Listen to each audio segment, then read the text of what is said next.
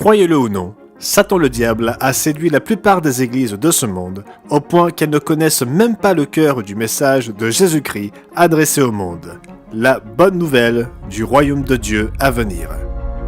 En conséquence, la plupart de ceux qui se considèrent comme chrétiens ne peuvent comprendre ce qu'est le royaume de Dieu. Rejoignez-nous aujourd'hui pour répondre à la question que le diable veut vous faire ignorer. Qu'est-ce que le royaume de Dieu ?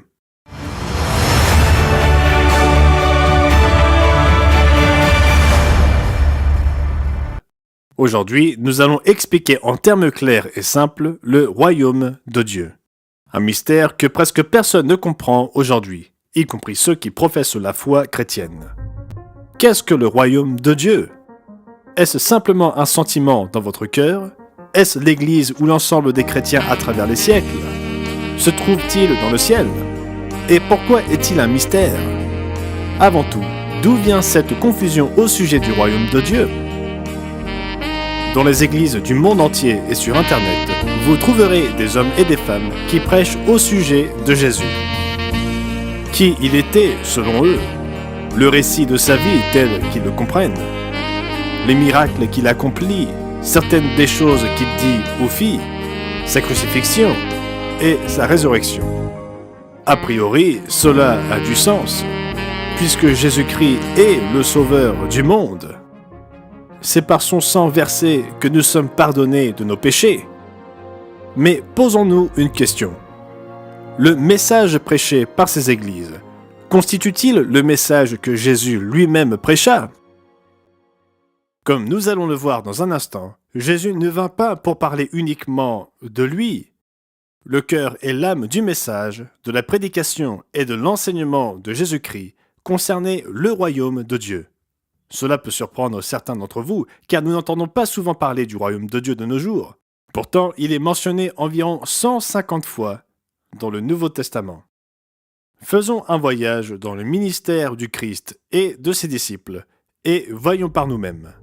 Dans le livre de Marc, chapitre 1, nous lisons le récit du tout début du ministère du Christ, juste après l'emprisonnement de Jean-Baptiste.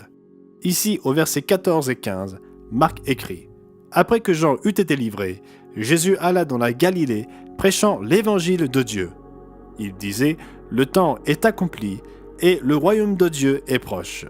Repentez-vous et croyez à la bonne nouvelle. » Jésus vint prêcher l'évangile du royaume de Dieu. En fait, voyez la déclaration de Jésus dans l'évangile de Luc. Au chapitre 4, Jésus fit une déclaration très explicite sur son but et sa mission, sur la raison de sa présence sur terre. Au verset 43, nous lisons « Mais il leur dit, il faut aussi que j'annonce aux autres villes la bonne nouvelle du royaume de Dieu, car c'est pour cela que j'ai été envoyé. » Lisez-le avec moi dans Matthieu 6 et au verset 33. « Cherchez premièrement le royaume et la justice de Dieu, et toutes ces choses vous seront données par-dessus. » Ce même chapitre de la Bible contient le célèbre passage communément appelé le Notre Père. Dans ce modèle de prière, Jésus mentionna 2 fois le royaume de Dieu, au début et à la fin. En fait, les 4 évangiles sont remplis d'enseignements et de paraboles de Jésus sur le royaume de Dieu, si nombreux que nous n'avons pas le temps de tous les lire dans cette émission. Cependant, nous allons nous reporter à un passage du livre des Actes qui pourrait vous surprendre. Beaucoup de gens ignorent que, selon la Bible, Jésus passa près de 6 semaines avec ses disciples avant de monter au ciel pour rester avec son Père jusqu'à son retour. 6 semaines pendant lesquelles il les enseigna et les prépara à leur mission. Et sur quoi s'est-il concentré pendant cette période ? Acte 1, verset 3, nous dit que Jésus, après qu'il eut souffert, il leur apparut vivant et leur en donna plusieurs preuves, se montrant à eux pendant 40 jours. Et parlant des choses qui concernent le royaume de Dieu. C'est dire à quel point ce sujet était d'une importance capitale pour Jésus-Christ. Et ses disciples prirent ses instructions au sérieux. Prenons le cas du célèbre apôtre Paul. Dans Acte 14, verset 22, il parle des épreuves que nous devons traverser pour entrer dans le royaume de Dieu. Acte 19, verset 8, dit qu'il passa 3 mois dans les synagogues des Juifs à discourir sur les choses qui concernent le royaume de Dieu. Acte 20, verset 25, le montre témoignant aux chrétiens d'Éphèse qu'il fut parmi eux, prêchant le royaume de Dieu. La liste continue encore et toujours. À la toute fin du livre des Actes, nous trouvons Paul en état d'assignation à résidence et recevant des visiteurs. Acte 28, versets 30 et 31, nous disent en quoi il s'occupait. Paul demeura 2 ans entiers dans une maison qu'il avait louée. Il recevait tous ceux qui venaient le voir, prêchant le royaume de Dieu et enseignant ce qui concerne le Seigneur Jésus-Christ en toute liberté et sans obstacle. Le témoignage de la Bible est unanime, voire définitif. Le message de Jésus-Christ et le message de son Église doit porter sur le royaume de Dieu.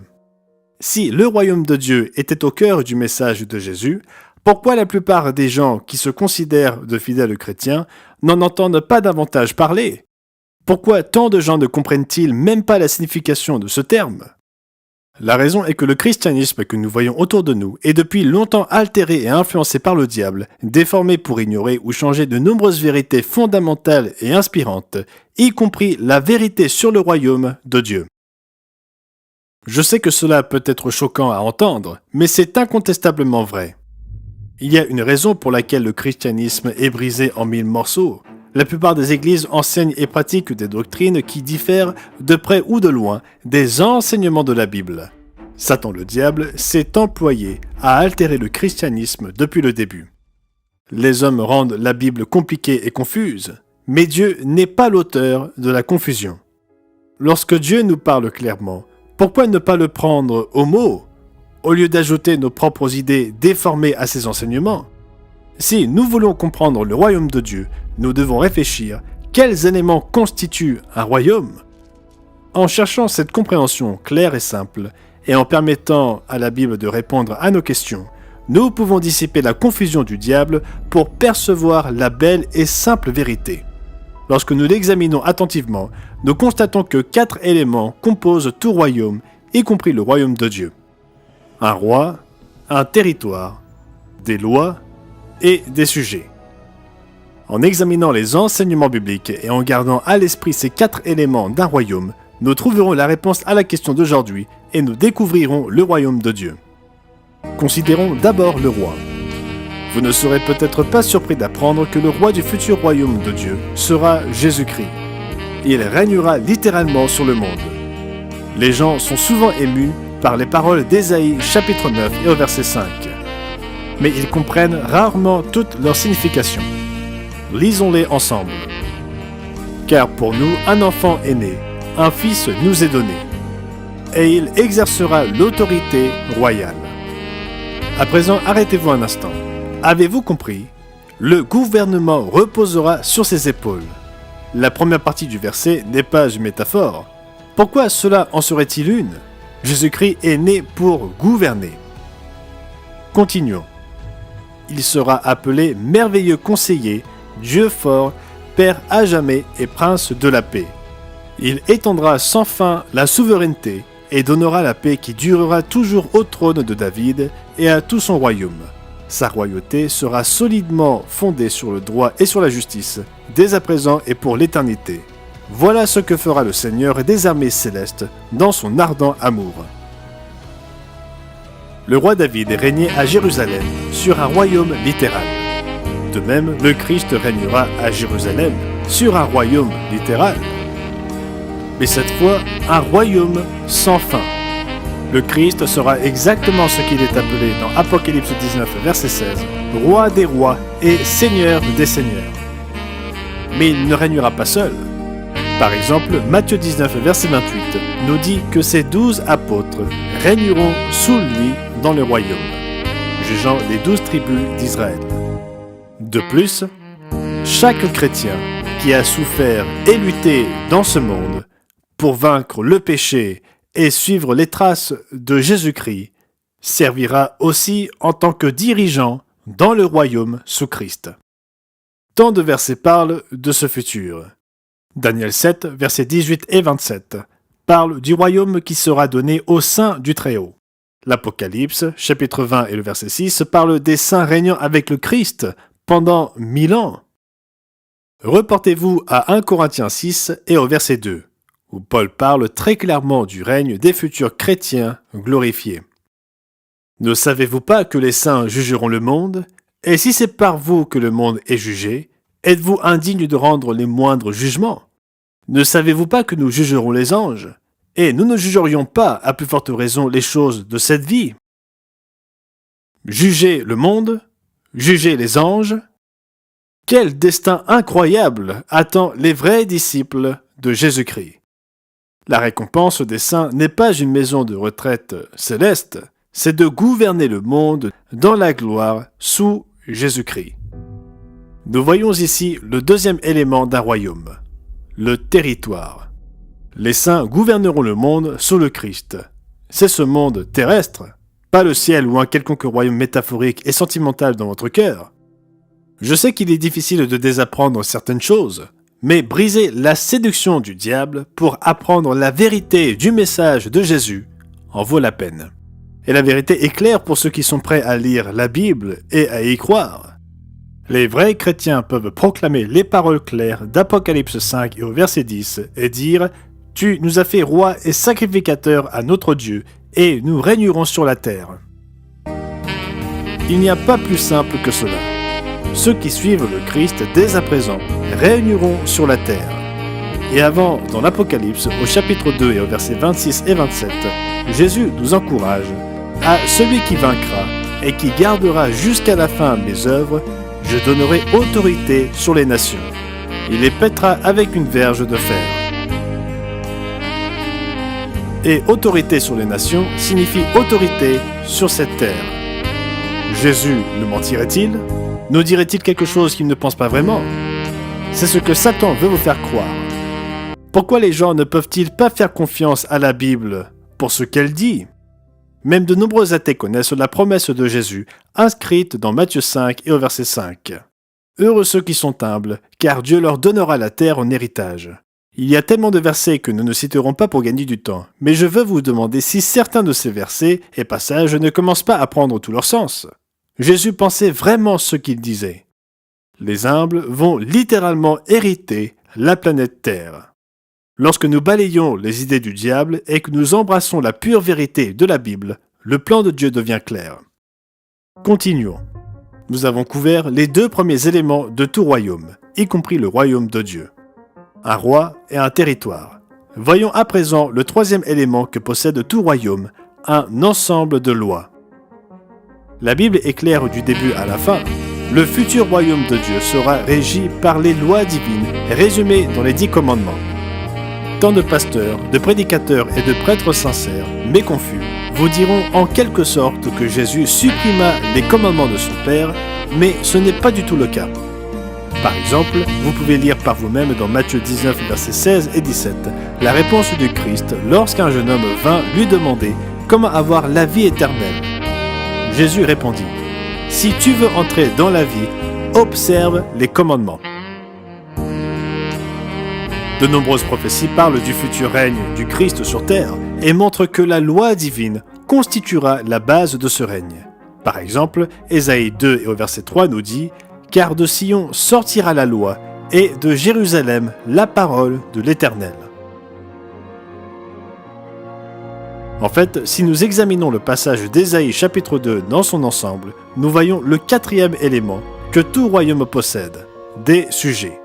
Les sujets du règne de Jésus seront constitués par les peuples du monde entier. Lisons un passage plus large, en commençant par le verset 2. Il arrivera, dans la suite des temps, que la montagne de la maison de l'Éternel sera fondée sur le sommet des montagnes, qu'elle s'élèvera par-dessus les collines, et que toutes les nations y afflueront.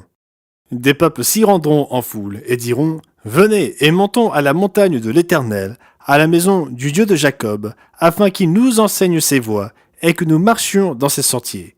Car de Sion sortira la loi, et de Jérusalem la parole de l'Éternel. » Zacharie 14 nous dit que ce règne planétaire mettra du temps à s'instaurer, car certains refuseront d'abord d'être sujets de ce royaume et de se soumettre aux lois divines. Mais ces nations découvriront que résister au nouveau dirigeant mondial est plus irréalisable qu'à ne l'imaginer. Par exemple, lorsque Jésus-Christ glorifié exigera de toutes les nations du monde de célébrer la fête biblique des tabernacles à Jérusalem, certaines nations résisteront apparemment. Zacharie, au chapitre 14, rapporte que le Christ ne prendra pas ses refus à la légère. Tous ceux qui resteront de toutes les nations venues contre Jérusalem monteront chaque année pour adorer le roi, l'Éternel des armées, et pour célébrer la fête des tabernacles. S'il y a des familles de la terre qui ne montent pas à Jérusalem pour adorer le roi, l'Éternel des armées, la pluie ne tombera pas sur elles. Avec ce nouveau roi des rois contrôlant même le climat, il ne faudra pas longtemps avant que le monde entier choisisse de se soumettre. Et ils apprendront que résister ne fait que retarder les bénédictions qui découlent de la soumission à un Dieu d'amour. Le règne de Jésus-Christ sur toutes les nations produira le genre de monde que nous avons toujours voulu, un monde de paix et de prospérité.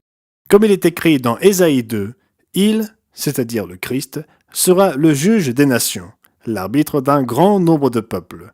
De leurs glaives, ils forgeront des hoyaux, et de leurs lances des serpes. Une nation ne tirera plus l'épée contre une autre, et l'on n'apprendra plus la guerre. Le fait de comprendre le mystère du royaume de Dieu, le cœur du véritable évangile de Jésus-Christ, et le rôle qu'il joue dans le salut des chrétiens, a changé plus de vies que je ne puis en compter. Et ce n'est que le début d'un magnifique périple qui consiste à marcher pleinement et étroitement avec Dieu. Nous avons expliqué la simple vérité du royaume de Dieu.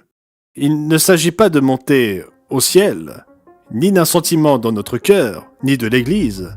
Il s'agit plutôt d'un royaume littéral à venir avec un roi, Jésus-Christ, qui régnera sur un territoire, la totalité de la planète Terre, qui appliquera des lois, les 10 commandements, et les principes divins qui en découlent et qui régnera sur des sujets, les peuples et les nations du monde entier. Peu importe à quel point Satan le diable cherche à obscurcir cette vérité, elle est au cœur même du message que Jésus-Christ apporta sur cette terre.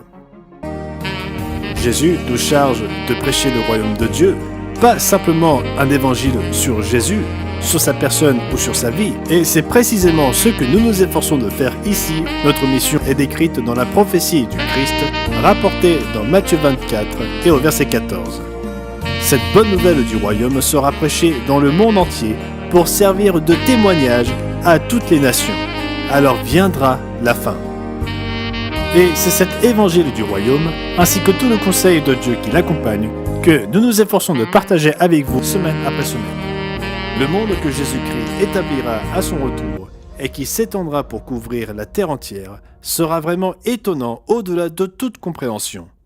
Ces saints gouverneront avec lui pendant 1000 ans, régnant dans la puissance et la gloire aux côtés de leur Sauveur et enseignant enfin au monde toutes les vérités qui ont été cachées par Satan le diable depuis si longtemps, y compris le potentiel remarquable de l'homme et le mode de vie qui mène véritablement à la vie éternelle.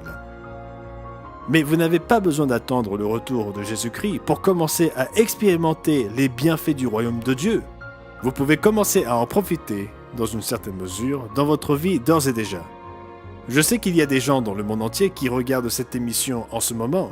Je le sais parce que vous êtes si nombreux à nous écrire chaque semaine pour demander notre littérature ou pour recevoir la visite de l'un de nos ministres. Dieu appelle certains d'entre vous qui écoutent ce message aujourd'hui à comprendre davantage sa vérité, et si Dieu vous appelle, vous devez agir. Vous pouvez commencer dès à présent une marche complètement nouvelle et dynamique avec Dieu. Le psaume 34, verset 9 déclare « Sentez et voyez combien l'Éternel est bon ». Et vous pouvez commencer à le faire dès aujourd'hui. Si nos messages ici vous incitent à considérer qu'il y a plus dans la Bible que vous ne le pensiez, et qu'il y a plus dans le mode de vie de Dieu que vous ne l'aviez imaginé auparavant, n'hésitez pas à contacter l'un de nos représentants. Ceux qui régneront avec Jésus-Christ après son retour feront de cette planète Terre le paradis magnifique et paisible que Dieu a toujours voulu qu'elle soit. Ce sont ceux qui apprennent à le laisser diriger leur cœur et leur esprit dès à présent. Ceux qui gouverneront avec lui dans son royaume sont ceux qui acceptent d'être gouvernés par lui dès à présent.